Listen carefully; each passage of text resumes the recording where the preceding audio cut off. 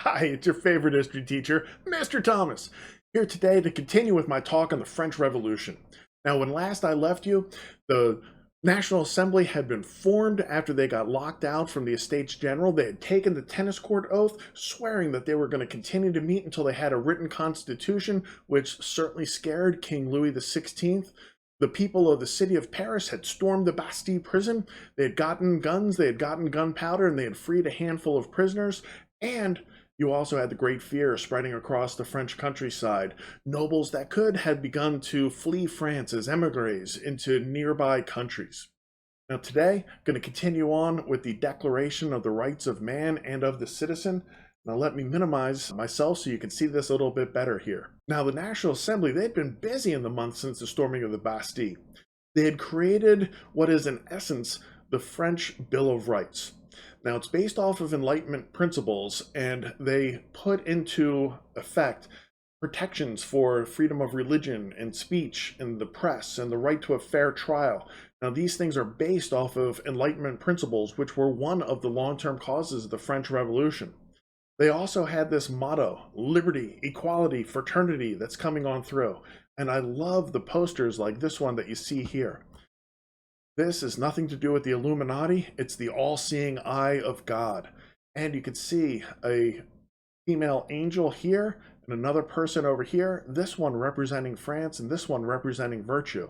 And even the way that these different parts of the Declaration are written, it should bring to mind ideas about the Ten Commandments, that they are this foundation on which the nation is going to be based.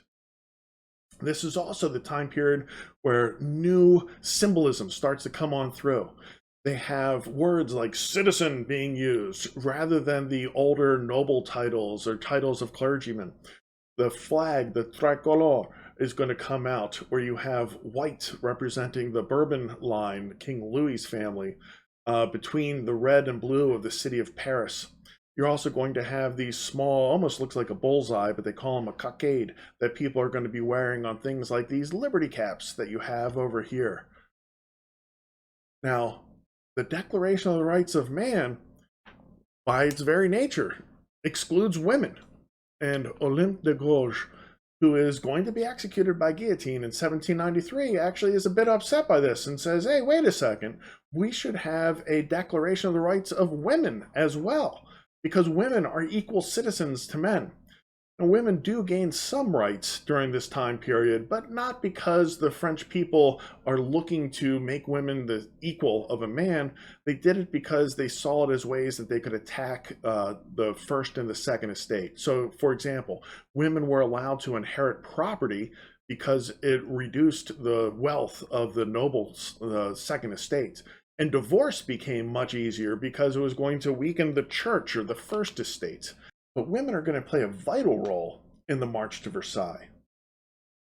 Now, as summer turned into the beginnings of fall, Louis had still not ratified the Declaration of the Rights of Man, and people in Paris were afraid that Louis was going to use foreign troops to stop these reforms. And the people had good reason to be afraid. Marie Antoinette, King Louis's wife, was the sister of the Austrian emperor, and the Austrian emperor was an absolutist, and he might be willing to send some of his troops to try and support a fellow absolutist in Louis XVI. And those bread prices still had not come down, and people were rioting over them. A group of women in October of 1789 marched to Versailles, and really attacked Versailles might be a better way of putting it. And they wanted to force Louis XVI to ratify this Declaration of the Rights of Man and to end old feudal practices. They did this by busting into Versailles, and they got angrier and angrier as they got there. They forced the royal family, after executing many of the royal guards, to relocate to Paris. And the royal family was held in the Tuileries Palace, which is one of Louis's palaces, but they were really held there as prisoners under house arrest. As the women marched to Versailles, they were extremely angry. They were bringing with them all sorts of weapons, mostly bladed items, but as you can see in the picture, cannon as well. And this is the part of the French Revolution where it's rumored that Marie Antoinette had said, if the people have no bread, let them eat cake. Now, that is just it. It's a rumor. It never actually happened. But it was believed, and sometimes perception is reality. Under the National Assembly, they start to make even more changes. They abolished all those special privileges that the First and the Second Estates had had. No titles of heredity or nobility. In other words, this is why they start using that word citizen when they refer to each other. Everybody is on that equal plane. All men were considered equal before the law. Notice the absence of women. New departments replaced those old provinces that intendants had been in control of, and they continued to work on the written constitution. There's economic changes that take place as well. France still had a debt crisis. And in order to pay off the debt owed to bankers and merchants and commercial traders, church lands, lands from that first estate, were seized, divided, and sold to begin paying off those debts. You also had some counter-revolutionary activities that were happening. The Flight to Varennes. Louis XVI and his family fled the Tuileries Palace with help from some allies on the night of June 20th into 21st, 1791. They had been forced to live there for months after they were taken by the Women's March to Versailles. King Louis understood that his power was getting to be diminished as days and weeks and months went on. The royal family was caught, though. They were trying to escape. They were in a royal carriage. Even at this point in time, Louis was insistent that his entire family stay together in one royal carriage pulled by 6 white horses, and they were obvious when they were going through the countryside. They get captured and returned. And it's at this point in time where the revolutionaries see Louis as a problem, as not somebody who is just going to continue to be king and have his power limited, but now as a traitor, as a ruler, as a monarch that was trying to abandon its country in a time of crisis. If his flight to Varennes had actually completely worked, he was only about 30 miles from Austrian land, which would have been land that his wife's brother controlled, and he would have been safe there. Now, the emigres, people that had been of noble birth that left France, convinced a couple of absolutists, Emperor Leopold II of Austria and King Frederick Wilhelm II of Prussia, to intervene in French affairs and to try and send an army in there to put the king back into power. Austria and Prussia would intervene in France to try and protect the royal family and restore them to power. Now, this declaration of Pillnitz is going to backfire. The civil constitution of the clergy is created about a year after the storming of the Bastille, and it reorganizes the church after its lands had been seized and sold. It's going to reduce the number of high-ranking clergy officials because the more of them you have, the more you have to pay them. They want to be a little bit more frugal with that wealth. And church officials at this point are going to be elected. They're not going to be appointed as they had been in the past, and their salaries would be paid by the government. In essence, this puts the church under the government. Religious orders get dissolved, and feudal dues and tithes were abolished. 2/3 of church officials flee the country because they don't want to swear allegiance to this new constitution. And this is a point where even some peasants are starting to say, hey, we might not like those cardinals and archbishops that were high-ranking members of the First Estate, but our own local parish priest has a lot more in common with the peasants than he does with any of those cardinals. And you gotta love this political cartoon right here, where they're taking these fat members of the clergy and kind of putting them into this vice and squeezing them out, and you can see how skinny they are on the other side, trying to squeeze the wealth out of them. By 1791, the Constitution, that one that the National Assembly had promised to create with the tennis court oath, has been completed. France is supposed to become a limited monarchy, and the new ruling power is going to be the Legislative Assembly. The king was supposed to be the head with greatly reduced power, and Louis is forced to accept this in September of 1791. He doesn't want to, but he's forced to. And so there's a picture of him accepting this. And you gotta love the symbolism in this picture as well. You have the crown and the symbol of royal authority beneath the Constitution, and Louis is taking it into his hands. You're seeing now a visual representation that this Constitution is above the crown, more powerful than the crown. In other words, the king is now under the law. There are some undemocratic features. Voting was limited to taxpayers, and only people that owned property were allowed to be government officials.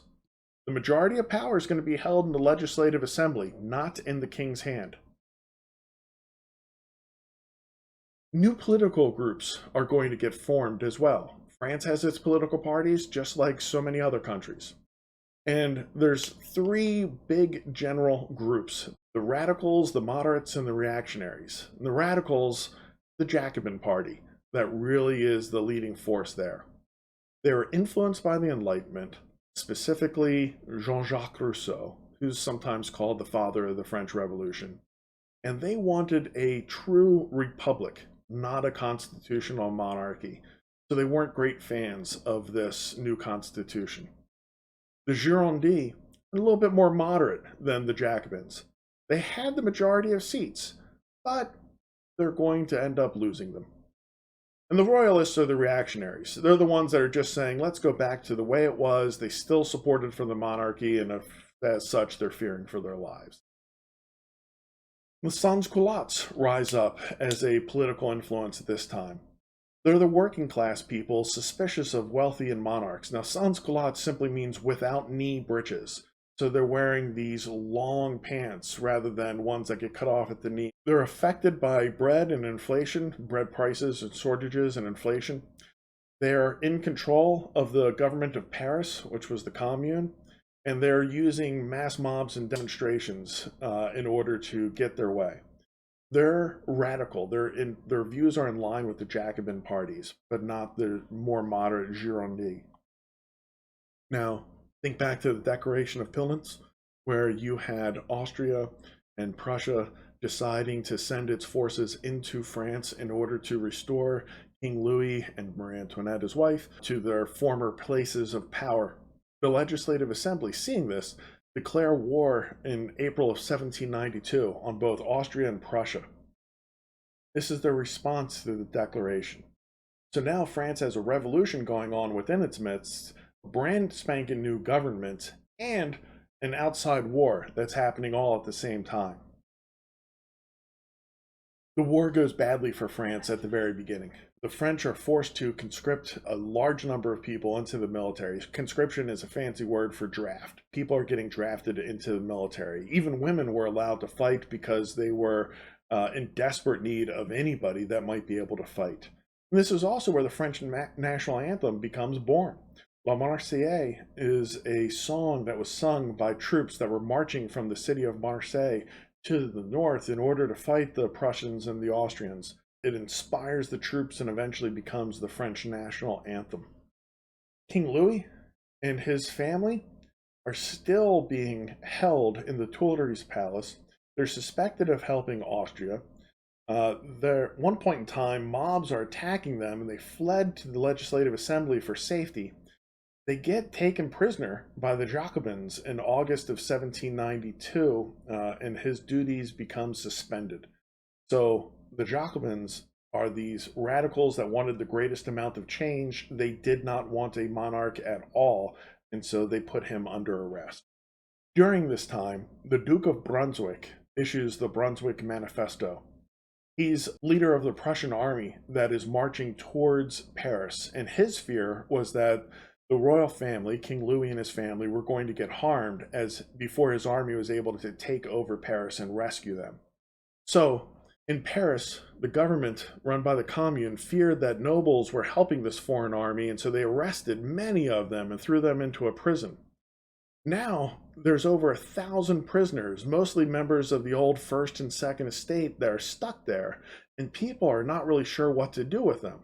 They haven't been formally charged with anything, but the fear is if they let them loose, they're going to help the enemy.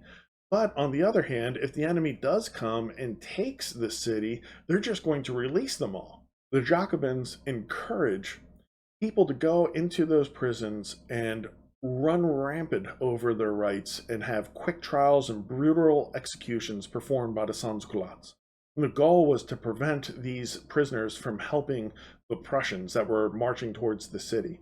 Over 1,000 people get executed in just a couple of days. Now, this is an extreme measure. The Jacobins themselves even see it as such, but they allow it to take place. After the Battle of Valmy, which takes place in September of 1792, the Prussians are defeated and they stops their advances, and it gives a reprieve to the people of Paris. These September massacres were absolutely brutal. Time for the revolution to take a new direction, and the Jacobins are going to be the ones to lead it in that direction.